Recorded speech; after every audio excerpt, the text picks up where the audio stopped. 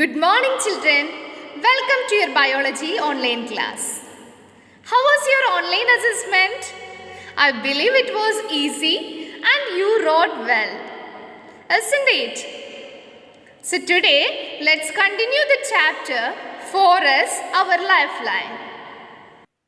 Children, you have learned about autotrophs, heterotrophs, and saprotrophs. You have learned how green plants produce food. All animals, whether herbivores or carnivores, depend ultimately on plants for food.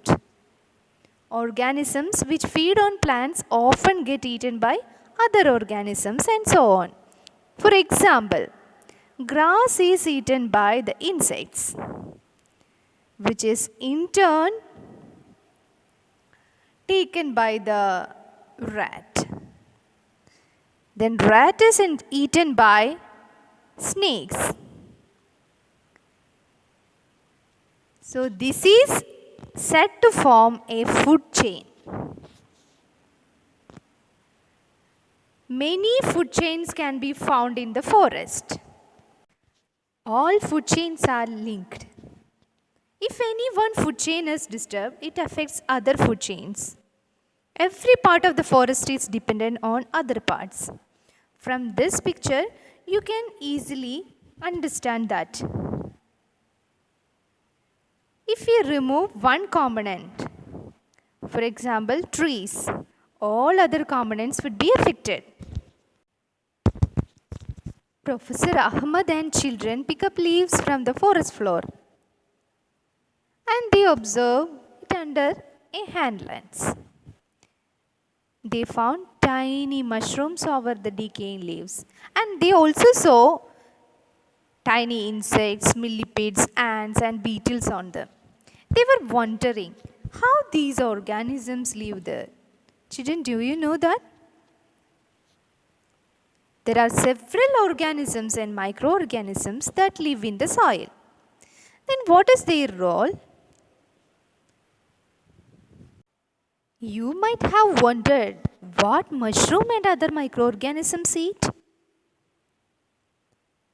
Actually, they feed upon the dead plant and animal tissues and convert them into a dark colored substance called humus.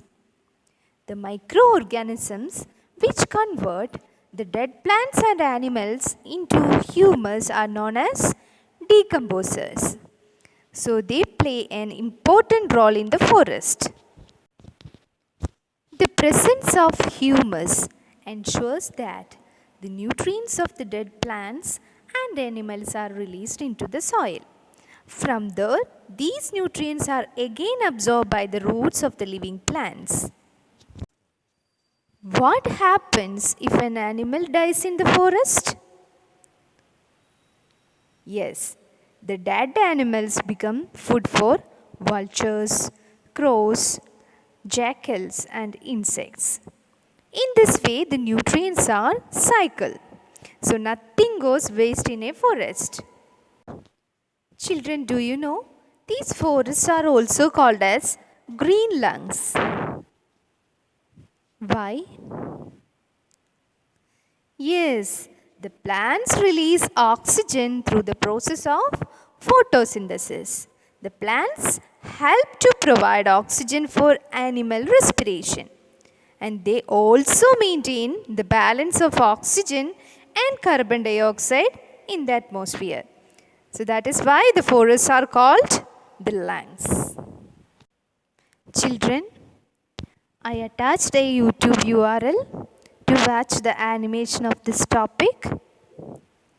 I also attached notes and test questions. Please attend the test question and download the notes and learn. Thank you for watching this class. Once again, thank you.